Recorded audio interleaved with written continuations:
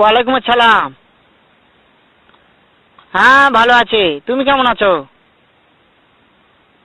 হ্যাঁ ভালো আছো না? আচ্ছা তুমি কার সঙ্গে আছো? ওই মাদার চোদের সঙ্গে। ওই মাদার চোর তো এতই হারামজাদা, ওই শুয়োরের বাচ্চা, ওই তো লটির বাচ্চা, ওই সাওয়াচুদির বেটা মাগির লিসা, এতই মাগির লিসা। ওই হারামজাদের আমি সামনে পাইলে একটা এমন একটা চটকানি মারবো, শালা মাদার চোদ। শুনো, তাতে কি হচ্ছে? ওই মাদার চোদ ওই জায়গায় আছে নাকি? ও আমার কথা সব শুনতেছে।